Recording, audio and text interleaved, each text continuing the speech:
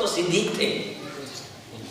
تم غنہ چھوڑ کے دکھاؤ, مد چھوڑ کے دکھاؤ, اخفاء اظہار ادغام اقلاب کے اندر کمی اور نقص کر کے دکھاؤ, مد لازم اور جائز کے اندر فرق نہ کرو. ہم پڑھ کے ایک صفحہ سناؤ, غلطی پکڑی جاتی ہے کہ نہیں, پرکھ ہے کہ نہیں, معلوم ہے کہ نہیں. 3 طالب علم اکٹھے پڑھ رہے ہیں, 10 طالب علم اکٹھے پڑھ رہے ہیں. ہم نے کئی بار ضد لگا کے 10 بچوں سے الحمدللہ اکٹھے سن کے دکھایا ہے کہ 10 بچوں میں سے کوئی ڈنڈی مارے ہم تھک کر کے اس کو پکڑ لیتے ہیں. ہمیں اللہ تعالیٰ نے, ہم فقیروں کو اللہ نے یہ شان حاصل کی ہوئی ہے. کان ہمارے 2 ہیں لیکن 10 طالب علم حضرت شیخ رحمۃ اللہ علیہ کو اکٹھے سنا رہے ہیں اور یوں محسوس ہو رہا ہے کہ شیخ صاحب نیند کے اندر چلے گئے ہیں, لیکن جہیں کوئی بچہ آگے پیچھے کرتا ہے شیخ صاحب کی آواز آتی ہے, او مولوی صاحب. حضرت ابوبکر صدیق پہلے حافظ قرآن ہے, سب سے پہلے وحی کی تصدیق انہوں نے کی ہے. قرآن مجید جمع کروانے کے لیے حضرت زید بن ثابت رضی اللہ تعالیٰ عنہ فرماتے ہیں جو شروط اور جو معاملات رکھے گئے یہ اتنے مشکل تھے. اگر امیر المومنین مجھے کہتے اے زید بن ثابت کے احد پہاڑ اٹھا کے دوسری جگہ منتقل کر دے تو اللہ کی قسم احد پہاڑ کو اکھاڑ کر کے اٹھا کر کے دوسری جگہ منتقل کرنا میرے لیے آسان تھا, قرآن جمع کرنا اتنا آسان نہیں تھا. سورہ توبہ کی آخری آیت فَإِن تَوَلَّوْا فَقُلْ حَسْبِيَ اللَّهُ, اس سے پہلے کی جو آیات ہیں یہ رہ گئی, پورا قرآن ترتیب کے اندر آ گیا. ایک ایک چیز سیدہ عائشہ, سیدہ حفصہ رضوان اللہ علیہم اجمعین کے پاس موجود محفوظ تھی. قرآن مجید مدون کیا گیا, جمع کیا گیا, اور یہ جمع کر کے قوم کے لیے, امت رسول کے لیے محفوظ کیا گیا. یہ کام بھی اللہ نے اپنے حبیب کے یار صدیق سے لیا رضی اللہ تعالی. حضرت علی رضی اللہ تعالیٰ عنہ کی ڈیوٹی لگی. حضرت علی المرتضیٰ رضی اللہ تعالیٰ عنہ نے کوفہ کے اندر شعبہ حفظ قائم کیا. حضرت ابوبکر صدیق رضی اللہ تعالیٰ عنہ کے یہ قریبی ساتھی امیر المومنین علی المرتضیٰ رضی اللہ تعالیٰ عنہ امیر المومنین ہونے کے ساتھ ساتھ شعبہ حفظ کی کلاس بھی پڑھایا کرتے تھے. قرآن کے بڑے پکے قاری تھے. عبداللہ ابن مسعود رضی اللہ تعالیٰ عنہ جیسے بڑے بڑے مہان شخصیات موجود تھیں. زید بن ثابت کاتب وحی موجود تھے. یہ قرآن لکھا گیا, ایک آیت رہ گئی, ایک گواہ تھا صدیق اکبر رضی اللہ تعالیٰ عنہ. فرمایا نہیں, اصول کے اوپر سمجھوتا نہیں ہے, 2 گواہ ہوں گے تو یہ آیت لکھی جائے گی. پھر بتلایا گیا امیر المومنین یہ خزیمہ اکیلا ہے لیکن اس کی گواہی 2 بندوں کے برابر ہے. واقعہ یہ ہے کہ رحمت کائنات علیہ السلام نے ایک بندے سے گھوڑا خرید لیا, اس کا سودا ہو گیا. جب گھر کی طرف چلنے لگے پیچھے سے آنکھوں میں اشارے, ہم تمہارے تم ہمارے. اس کی بولی کسی اور سے ہو گئی. انہوں نے کہا کنے کا دیتا ہے, انہیں ہاتھ میں اشارہ کیتا. انہوں نے کہا انہاں نوں تو چھڈ مینوں اینے چ دے دے. وہ دے دل چ ایسی ویسی گل آئی, انہیں روڑا پاتا. انہوں نے کہا بھی میں سودا نہیں جے کیتا. بندے اکٹھے ہو گئے. رسول رحمت نے فرمایا یہ میں نے خریدا. اس نے کہا میں نے نہیں دیا. آپ علیہ السلام نے فرمایا اللہ کے بندے تو نے یہ مجھے اتنے میں دیا, بات یہ ہوئی کہ گھر جا کے تجھے پیسے دے دوں. اس نے کہا نہیں.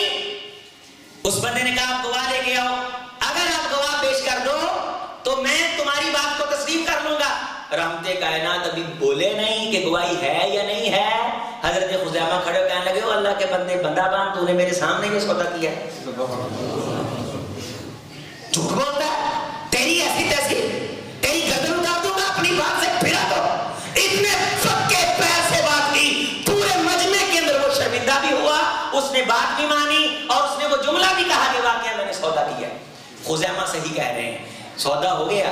سواری رسول اللہ صلی اللہ علیہ وسلم نے لے لی. بعد میں خزیمہ سے پوچھا خزیمہ تو وہاں موجود نہیں تھا, تو نے اتنے پکے پیر سے گواہی دے دی. اللہ کے رسول صلی اللہ علیہ وسلم پوچھ رہے ہیں کہ کس بنیاد پہ گواہی دی. تو خزیمہ نے بڑی پیاری بات کی, کہا اللہ کے رسول جب جبریل اقرا کی وحی لے کے آئے تھے میں کون سا وہاں موجود تھا.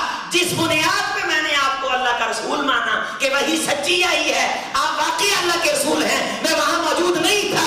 وہی میرا دل کہہ رہا ہے آپ نے سودا کیا ہے, اس نے دیا ہے, آپ نے لیا ہے. یہ جھوٹ بول رہا ہے, اس کے دل میں لالچ آ گیا ہے. آپ نے اسلام نے فرمایا خزیمہ اتنی پکی تصدیق کرتا ہے, جا آج کے بعد تو مجھ محمد کا وہ امتی ہے, تو گواہی 1 دے گا, شمار 2 کی جائے گی.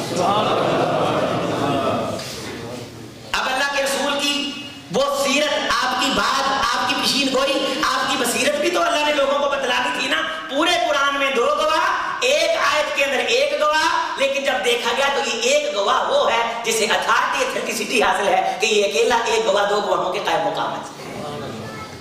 اور ادھر صدیق ہے جان بڑا زبردست ہے, کمپرومائز نہیں ہے, ہر قسم کی اس کمیٹی کو سہولت دی گئی ہے.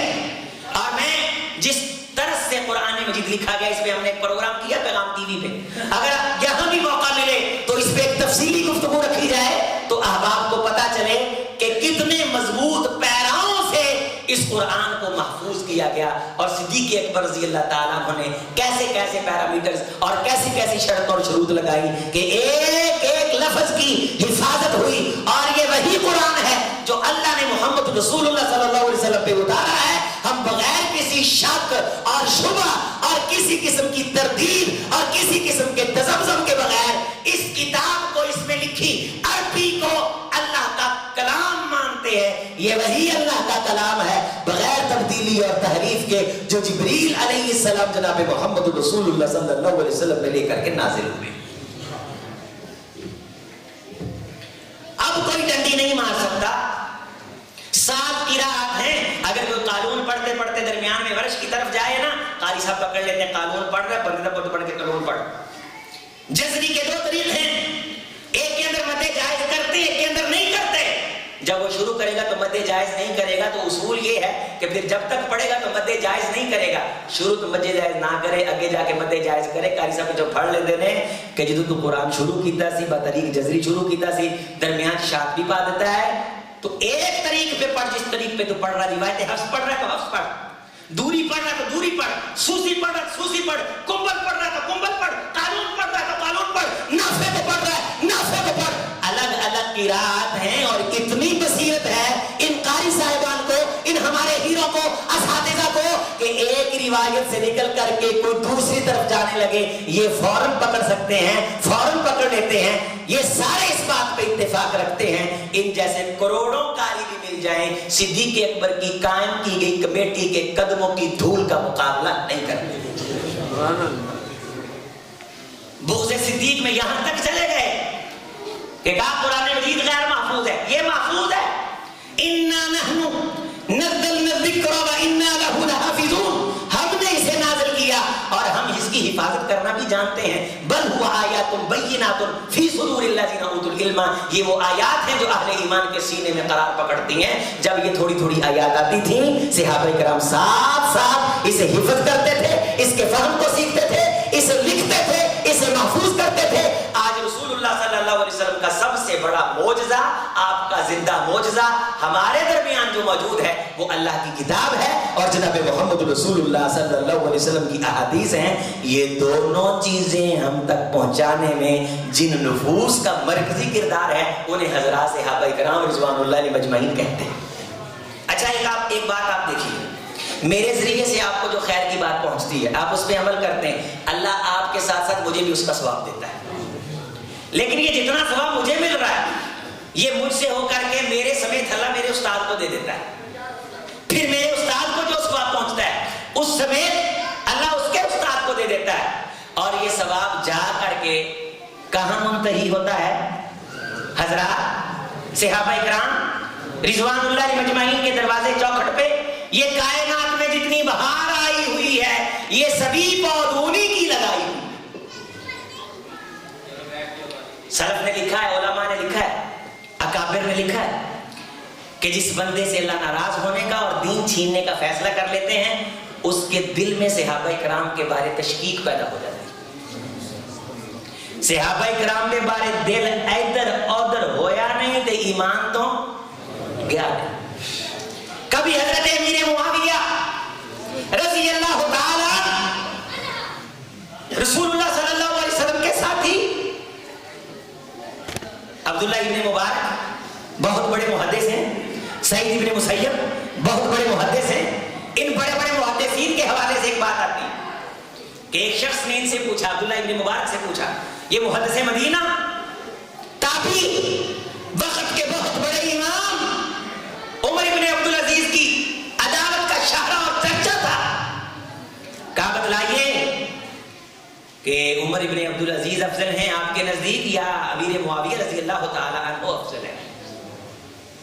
وہ امیر معاویہ رضی اللہ تعالی عنہ جن کے بارے سیدہ صدیقہ رضی اللہ تعالیٰ عنہ دعا فرمایا کرتی تھیں کہ فتنوں کے زمانہ میں جب ایک انقلاب آیا، اسلام کا کام ہونے لگا، تو میں دعا مانگا کرتی تھی خدا میری عمر بھی امیر معاویہ کو لگا دے۔ وہ کیا پتی کا شوربہ، تیری اوقات کیا ہے؟ تو کہتا ہے ہم امیر معاویہ سے محبت نہیں رکھتے، نہ رکھ، انہیں کوئی ضرورت نہیں، شیروں کی لڑائی میں کوڑ کرلی کا کیا کام ہے؟ دو ملازم دکان کے باہر بیٹھے ہوں، اندر بڑے دو بھائی جھگڑ پڑے، کیا ملازم کو جرأت ہے کہ جا کے کہے ہوئے؟ جب دونوں ملازم باہر بیٹھے اور برابر کے جھگڑنے والے اپنے مالکوں کے درمیان ٹانگ نہیں اڑا سکتے، اور غور سے سن، تو باہر بیٹھے ملازموں سے بھی حقیر ہے صحابہ کے سامنے، اور صحابہ ان جھگڑنے والے دو مالکوں سے افضل ہیں، تجھے کوئی ضرورت نہیں ہونی چاہیے، تو فیصلہ کروانے کے لیے آ جاتا ہے، فلاں سچا ہے، فلاں سچا نہیں ہے، فلاں جھوٹا ہے، فلاں حق پہ ہے، فلاں حق پہ نہیں ہے۔ بات جو کہ صدیق کی چل رہی، صدیق کے گھرانے کی چل رہی، سیدہ عائشہ رضی اللہ تعالیٰ عنہ کی خدمت میں امیر معاویہ رضی اللہ تعالیٰ عنہ، کہا جاتا ہے درہم بیچتے تھے، خدمت کرتے تھے، لاکھوں درہم،